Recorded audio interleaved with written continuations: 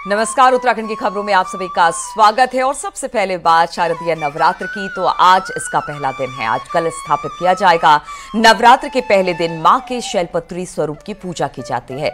उत्तराखंड में भी आज सुबह से ही देवी मंदिरों में श्रद्धालुओं का तांता लगा हुआ है और भक्त मां के जयकारे लगा रहे हैं।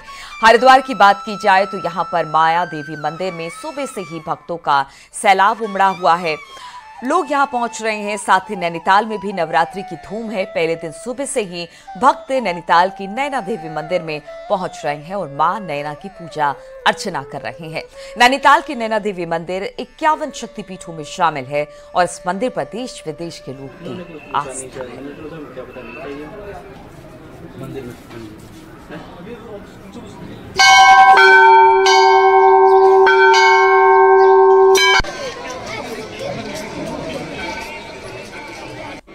और इसी पर बातचीत करने के लिए हरिद्वार से पुलकित शुक्ला कुछ देर में हमारे साथ जुड़ेंगे और नैनीताल से वीरेंद्र बिष्ट हमारे साथ जुड़ गए हैं। वीरेंद्र, अगर नैनीताल की बात की जाए, नैना देवी मंदिर, नवरात्रि का पहला दिन, आज मां शैलपुत्री की पूजा अर्चना हो रही है। इस पहले दिन नैना देवी के दर्शन के लिए किस तरह से भक्तों का सैलाब उमड़ा है, किस तरह से पूजा पाठ का दौर और किस तरह की तैयारी आज पहले दिन नवरात्र को लेकर? देखिए नीलू, जिस तरह से नैना देवी की कृपा रही है, 51 शक्तिपीठों में मंदिर शुमार रहा है और कहा जाता है कि जो मां नैना है उसकी बाईं आंख यहाँ गिरी थी जब सती के शरीर को आकाश मार्ग से शिव लेके जा रहे थे, तो उस वक्त बाईं आंख यहाँ पे गिरी थी और उसके बाद से ही यहाँ पर नैनों की पूजा होती है। ये भी कहा जाता है कि कई लोगों की जो नेत्र ज्योति है इसी मंदिर से लौटी है और कई मान्यताएं इस मंदिर से जुड़ी हुई हैं। हालांकि नवरात्र का आज पहला दिन है तो भक्त जो हैं वो सुबह से ही आ रहे हैं। मैं दिखाने की भी कोशिश करूंगा कि किस तरह से जो लोग हैं वो सुबह से ही जो मंदिर है वहां पर आ रहे हैं और अपनी मां के लिए प्रार्थना कर रहे हैं। देख सकते हैं कि किस तरह से जो पूजा अर्चना का दौर है वो जारी है और जो लोग हैं वो पूजा पाठ कर रहे हैं। जिस तरह से मां नैना देवी की कृपा रही है उससे ये कहा जाता है कि जो भी यहाँ आया खाली हाथ कोई नहीं गया, क्योंकि जो मां नैना है वो कल्याण करने वाली देवी है और खास तौर पर नेत्र ज्योति के लिए ये कहा जाता है कि कई लोगों की जो नेत्र ज्योति हैं वो कई उदाहरण ऐसे मिलते भी हैं कि जो वहां पर पहुंचे हैं, कोई कुछ भक्त दिखाई दे रहे हैं। आज पहला दिन है और नवरात्र में 9 देवियों की, दुर्गा के 9 स्वरूपों की पूजा होती है। कुछ भक्त दिखाई दे रहे हैं तो उनसे बातचीत करिए जरा। देखिए, कोशिश मैं जरूर करूंगा कि जो लोग यहाँ पर आए हैं उनसे बातचीत करा सकूं, क्योंकि अभी जो पूजा पाठ का दौर है वो चल रहा है। मंदिर प्रबंधन ने भी खास तैयारियां की है। आप लोग कहाँ से आए हैं? हम लोग उत्तर प्रदेश लखीमपुर से। क्या कृपा रही है माँ की और आज तो पहला नवरात्र है? माँ की कृपा हमेशा रही है, इसीलिए स्पेशली हम लोग आए कि नवरात्रि के पहले दिन माँ के दर्शन। उम्मीद थी पहले दिन दर्शन होंगे माँ के? हाँ, बहुत अच्छे दर्शन हुए सुबह सुबह और हम लोगों को बहुत जो है खुशी हो रही है यहाँ पे कि हम लोग आज उपस्थित हैं इस पावन दिन पर यहाँ पर। भाई साहब, दर्शन हुए हैं आज माँ के, तो किस तरह देख रहे हैं इसे? बहुत अच्छी तरीके से देख रहा हूँ। मैं यूपी जनपद कासन से आया हूँ। वीरभद्र सिंह मेरा नाम है और मैं चाहता हूँ मैया के दर्शन इसी प्रकार होते रहे। तो देख सकते हैं कि किस तरह से जो श्रद्धालु हैं वो लगातार मां नैना के दर्शन कर रहे हैं, पूजा पाठ कर रहे हैं। हालांकि जो मंदिर प्रबंधन है उन्होंने भी पूरी तैयारियां की हुई हैं, आने जाने की व्यवस्था की है और सीसीटीवी कैमरे यहाँ पर लगाए गए हैं। देख भी पा रहे हैं मंदिर को भी बड़े अच्छे तरीके से सजाया गया है। दूर दूर से लोग यहाँ पर पहुंच रहे हैं मां नैना देवी के दर्शन के लिए। आज नवरात्र का पहला दिन है और सभी उनके आशीर्वाद को पा लेना चाहते हैं। हरिद्वार से पुलकित भी हमारे साथ जुड़ गए हैं। पुलकित, अगर हरिद्वार की बात की जाए, माया देवी मंदिर यहाँ पर बहुत खास है। लोग यहाँ पर दूर दूर से आते हैं, पूजा अर्चना करते हैं और आज तो नवरात्र का पहला दिन है। किस तरह से इस उत्सव को लेकर, क्योंकि 9 दिन तक इसी तरह से हम देखेंगे कि श्रद्धालुओं का मंदिर में तांता लगा रहेगा, तो किस तरह से आज इस उत्सव की शुरुआत हो चुकी है, श्रद्धालु पहुंच रहे हैं और किस तरह की तैयारी मंदिरों में? जी, शक्ति की आराधना के 9 दिन माता के पावन नवरात्रों की आज से शुरुआत हो गई है। माया देवी मंदिर में मैं इस वक्त मौजूद हूँ। माया देवी मंदिर को हरिद्वार की अधिष्ठात्री देवी कहा जाता है, इसीलिए कभी कभी हरिद्वार को जो दूसरा नाम है, उपनाम है, उसको मायापुरी भी कहा जाता है। और जो मायापुरी जो नाम है हरिद्वार का, माया देवी मंदिर के नाम से ही पड़ा हुआ है। माया देवी मंदिर पर मौजूद हूँ और मैं तस्वीरों के माध्यम से दिखाने का प्रयास करूंगा कि किस तरह से मंदिर को कितने भव्य ढंग से सजाया गया है, कई किलो फूलों से मंदिर को सजाया गया है। मंदिर को कल शाम से ही सजाने की तैयारी हो गई थी और पूरे विधि विधान के साथ पूरे धूमधाम से जो है मंदिर को यहाँ पर सजाया गया है। और जो नवरात्रों के पहले दिन का जो उत्साह है वो भी श्रद्धालु के बीच में यहाँ पर देखने के लिए मिल रहा है। माया देवी मंदिर में साल भर श्रद्धालु पहुंचते हैं, लगातार यहाँ पर बड़ी संख्या में श्रद्धालु पहुंचते रहते हैं, लेकिन क्योंकि माया देवी मंदिर नवरात्रों के दिनों में इसके जो महत्व है वो बहुत ज्यादा बढ़ जाता है, इसलिए जो भी स्थानीय लोग हैं वो भी यहाँ पर बड़ी संख्या में पहुंचते हैं। लेकिन उसके अलावा जो भी लोग हरिद्वार में गंगा स्नान करने के लिए पहुंचते हैं वो भी हरिद्वार में माया देवी मंदिर पर जरूर पहुंचते हैं। हरिद्वार में 3 प्रमुख मंदिर है माता के, माया देवी मंदिर, मनसा देवी मंदिर और चंडी देवी मंदिर। तीनों ही मंदिरों पर भक्तों का तांता लगा रहता है। आज भी यहाँ पर सुबह से लगातार भक्तों की लाइनें यहाँ पर लगी है, कतारें लगी है। इस वक्त यहाँ पर जरूर थोड़ी भीड़ कम देखने के लिए मिल रही है, लेकिन सुबह यहाँ पर बताया जा रहा है कि अच्छी खासी भीड़ भक्तों की थी और जैसे ही दिन चढ़ेगा यहाँ पर काफी भीड़ भक्तों की देखने के लिए मिलेगी। कुछ श्रद्धालु यहाँ पर हमारे साथ मौजूद है, उनसे बात करने का प्रयास करेंगे। जी, कहाँ से आए? मैं हरिद्वार लोकल ही रहता हूँ। आप यहीं के रहने वाले हैं? हरिद्वार माया देवी मंदिर आप पहुंचे थे, क्या कुछ मान्यता है इसकी, क्या महिमा है माता? ये तो माता तो हरिद्वार की अधिष्ठात्री देवी, इसी के नाम पे हरिद्वार का पुराना नाम है मायापुर और मायापुर की अधिष्ठात्री है माया देवी। कई ऐसे लोग हैं जो हम देखते हैं यहाँ पर सालों साल यहाँ पर आते रहते हैं, रोजाना आते हैं। मैं भी रोज आने वालों में। आप रोज आते हैं? मैं रोज माता के दर्शन के लिए आते हैं, लोग दूर दूर से आते हैं। और आज तो नवरात्र का पहला दिन है और इस पहले दिन सभी माँ के आशीर्वाद को पा लेना चाहते हैं। हम अपने सहयोगियों के जरिए अलग अलग जगहों पर माता के मंदिरों के दर्शन भी करवाएंगे, उनसे बातचीत भी करेंगे। फिलहाल वीरेंद्र और पुलकित, आपका बहुत बहुत शुक्रिया हमारे साथ जुड़ने के लिए। और आज हरियाणा में चुनाव प्रचार करेंगे सीएम धामी। हरियाणा में आज 3 चुनावी सभाएं करेंगे सीएम। आज तीसरे दिन भी हरियाणा चुनाव प्रचार में सीएम मौजूद रहने वाले हैं। तो आज तीसरे दिन भी हरियाणा में चुनाव प्रचार करते मुख्यमंत्री पुष्कर सिंह धामी दिखाई देंगे। हमने देखा कि हरियाणा चुनाव में कई जगह पर चुनाव प्रचार करने के लिए सीएम धामी पहुंचे और आज तीसरा दिन है। आज भी चुनावी सभाएं करते सीएम धामी दिखाई देंगे।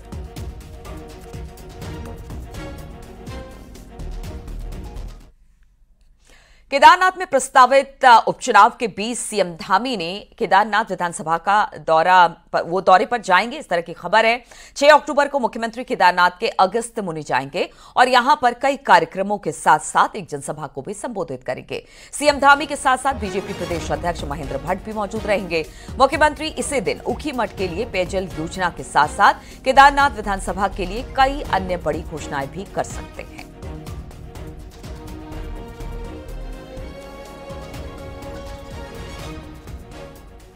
सड़कों के मामले हैं, पेयजल की बहुत सारी समस्याएं वहां आई हैं और आपदा के कारण भी कई गांवों में जो है क्षतिग्रस्त हुआ है, तो उसके भी मैनेजमेंट के लिए, उसके प्रबंधन के लिए भी काम होने हैं।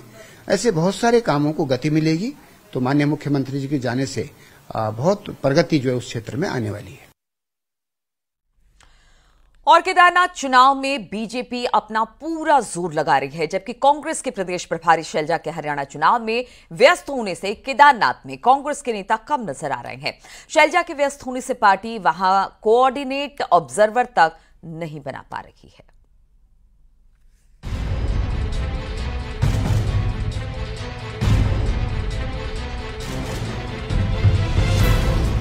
केदारनाथ उपचुनाव बीजेपी के लिए जीने मरने का सवाल है और बीजेपी किसी भी सूरत में केदारनाथ सीट गंवाना नहीं चाहती। इसलिए सरकार हो या संगठन, दोनों ने पूरी ताकत झोंक दी है। लेकिन कांग्रेस इस मामले में पिछड़ती दिखाई दे रही है। कांग्रेस की प्रभारी शैलजा हरियाणा चुनाव में व्यस्त है और प्रभारी के व्यस्त होने की वजह से केदारनाथ में कांग्रेस का ऑपरेशन सुस्त दिख रहा है। पार्टी अब तक वहां कोऑर्डिनेटर और ऑब्जर्वर भी नहीं बना पाई है, तो ऐसे में बद्रीनाथ के बाद कांग्रेस कैसे केदारनाथ में बीजेपी को मात देगी? तो चूंकि हरियाणा में चुनाव है तो उनका हरियाणा में रहना भी आवश्यक है, पर ऐसा नहीं कि हरियाणा के चुनाव के में उनकी जो है वहां वो बिजी हैं तो उस वजह से केदारनाथ में कोई उसका असर पड़ रहा है, ऐसा नहीं है। उन्होंने हमारे पार्टी अध्यक्ष जी को जो आवश्यक दिशा निर्देश हैं वो दिए हुए हैं और हमारे पार्टी के अध्यक्ष उन आवश्यक दिशा निर्देशों के अनुपालन में जो केदारनाथ में होना चाहिए वो कर रहे हैं। केदार बचाओ यात्रा के बाद से केदारनाथ में कांग्रेस एक्टिव नहीं दिख रही, तो दावेदारों में से उम्मीदवार कौन होगा, इस पर भी पार्टी के अंदर एक राय नहीं है। हालांकि रुद्रप्रयाग के पूर्व विधायक और यात्रा में पैदल चलने वाले हरक सिंह रावत के मुताबिक कांग्रेस के वर्कर बिना शोर शराबे के काम कर रहे हैं। जो हम केदारनाथ यात्रा निकाली थी उसमें मैक्सिमम हिस्सा तो जो है तिलवाड़ा के बाद मैक्सिमम हिस्सा तो हमारी यात्रा जो है सबसे अधिक लंबे समय तक यात्रा उसी क्षेत्र में रही है। और मैं भी खुद गया था, सभी हमारे कार्यकर्ता लगे और जो हमारे लोकल वहां के जिलाध्यक्ष हैं, वहां के जो हमारे कार्यकर्ता हैं, ब्लॉक अध्यक्ष हैं, वो लगातार बिना शोर शराबा के वहां हमारे कार्यकर्ता काम कर रहे हैं। हरियाणा चुनाव की वजह से कांग्रेस की प्रदेश प्रभारी केदारनाथ उपचुनाव पर ध्यान नहीं दे पा रही। नतीजा ये है कि काम अटके हुए हैं। ऐसे में इंतजार है 8 अक्टूबर को हरियाणा चुनाव के नतीजों का और उसी के बाद केदारनाथ उपचुनाव के लिए कांग्रेस का काम आगे बढ़ पाएगा। दीपांकर भट्ट, न्यूज़ 18, देहरादून।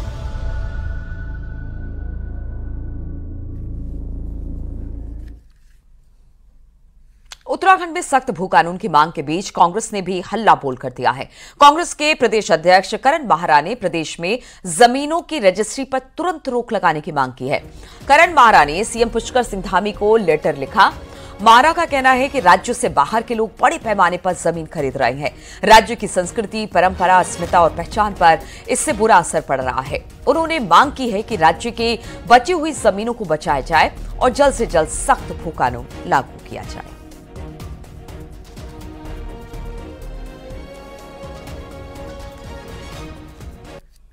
और उत्तराखंड में इन दिनों भू कानून का मुद्दा गरमाया हुआ है। बात उत्तराखंड की पहचान और संस्कृति बचाने तक आ पहुंची है। पूर्व मंत्री हरक सिंह रावत के मुताबिक सरकार मौजूदा कानून से एक शब्द हटा दे तो उत्तराखंड बच जाएगा। वहीं पूर्व सीएम त्रिवेंद्र रावत को लगता है कि एक और पहाड़ी राज्य की डिमांड उठ सकती है। देखिए जरा ये रिपोर्ट।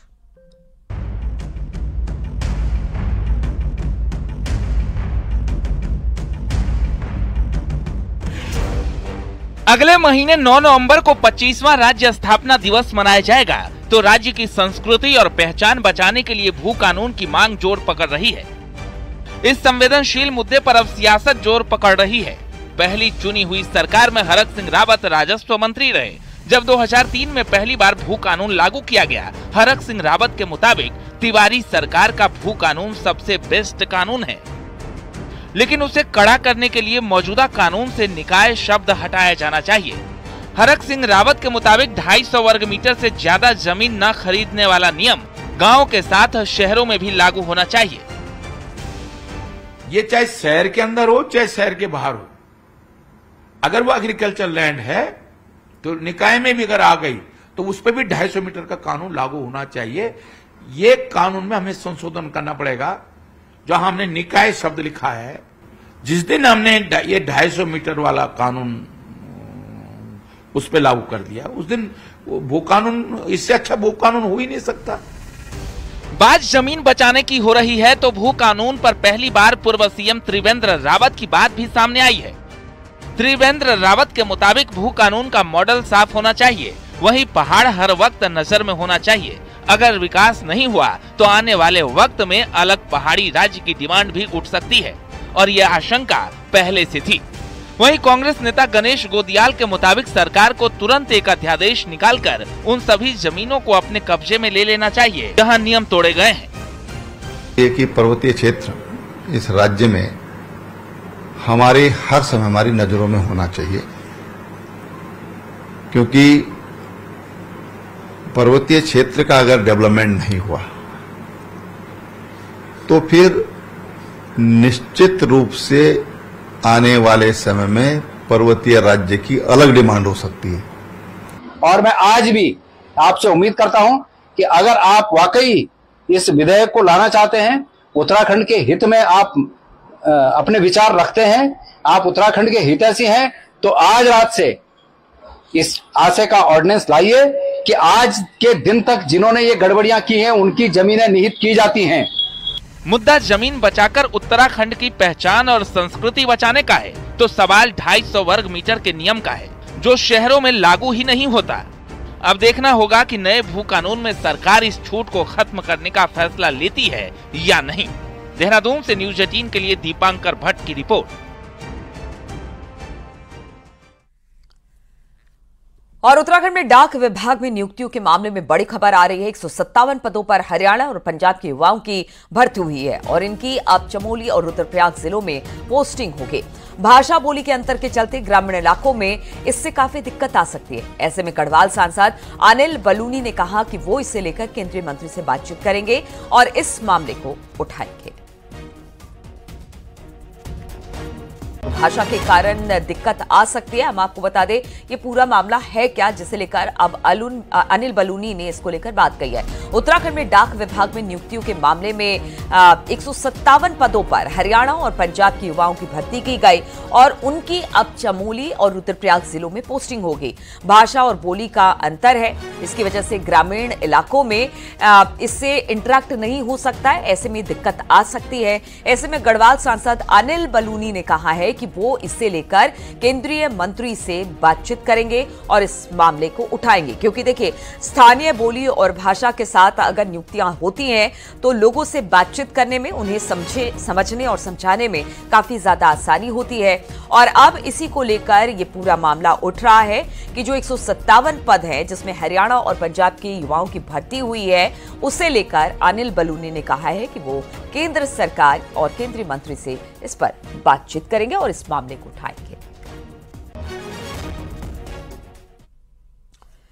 उत्तरकाशी में यमुनोत्री हाईवे पर डमटा के पास एक बाइक हाईवे के किनारे फैले मलबे से टकरा गई और उसमें बाइक सवार दोनों शख्स खाई में जा गिरे, जिसकी वजह से उन्हें गंभीर चोटें आई।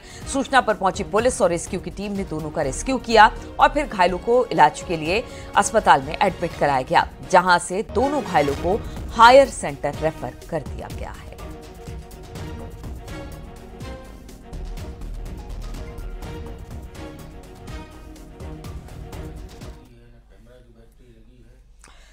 नैनीताल से खबर लेते हैं, जहां पर ओखलकांडा में सड़क हादसे में एक लड़की की मौत हो गई जबकि 5 लोग घायल हो गए। घायलों को हल्द्वानी के अस्पताल में भेज दिया गया है। गाड़ी में कुल 9 लोग सवार थे और बताया जा रहा है कि भीमताल से पटरानी जा रही गाड़ी हादसे का शिकार हो गई। घायलों में कुछ की हालत इस वक्त ज्यादा खराब बताई जा रही है।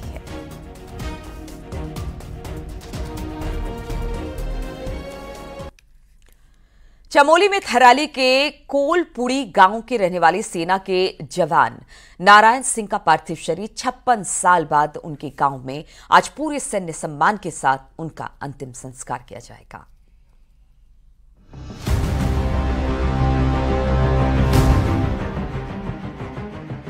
चमोली के लाल का पार्थिव शरीर देवभूमि लाया गया है। चंडीगढ़ से शहीद के पार्थिव शरीर को सेना के हेलीकॉप्टर से दून लाया गया। अब कल शहीद का चमोली के कोलपुड़ी गांव में पूरे सैन्य सम्मान के साथ अंतिम संस्कार किया जाएगा। साल 1968 में हिमाचल प्रदेश के रोहतांग दर्रे में भारतीय वायुसेना का एक विमान हादसे का शिकार हो गया था, जिसमें चमोली के नारायण सिंह की शहादत हुई थी। इस घटना के बाद से शहीद नारायण सिंह लापता थे और परिवार को उनकी कोई सूचना नहीं मिली थी। अब 56 साल बाद सेना के सर्चिंग अभियान में 29 सितंबर को 4 जवानों के शव बर्फ में दबे हुए मिले, जिनमें नारायण सिंह का भी शव शामिल है, जिसकी पहचान उनके पर्स में मिले कागजों से की गई। इंसिडेंट हुआ था, एयरफोर्स का एक AN-12 विमान था जिसमें तकरीबन 98 सोल्जर्स थे और 4 क्रू मेंबर्स थे। टोटल 102 लोग उसके अंदर थे। ये चंडीगढ़ से टेक ऑफ किया था इसने, तो लेह में लैंड करना था। लेह में लैंड करने के दौरान मौसम खराब हो गया था, तो लेह में लैंड नहीं कर पाया था। तो उसके बाद वहां से वापस इसको आना पड़ा था। तो जब वापस आ रहे थे ये लोग, तो रास्ते में वेदर बहुत खराब हो गया था, तो उसकी वजह से ये एयरक्राफ्ट A7 फरवरी 68 में मिसिंग हो गया था। तो मोस्ट लाइकली ये क्रैश हो गया था। शहीद नारायण सिंह बिष्ट अपने माता पिता की इकलौती संतान थे। नारायण बिष्ट की शादी हो चुकी थी। कई सालों तक उनकी पत्नी ने उनकी खबर मिलने का इंतजार किया, लेकिन अब वो इस दुनिया में नहीं रही। अब उनके परिजनों को नारायण सिंह बिष्ट का पार्थिव शरीर सौंपा जाएगा, जहां सैन्य सम्मान के साथ उनकी अंत्येष्टि होगी। न्यूज़ 18 के लिए देहरादून से सतेंद्र बर्तवाल की रिपोर्ट।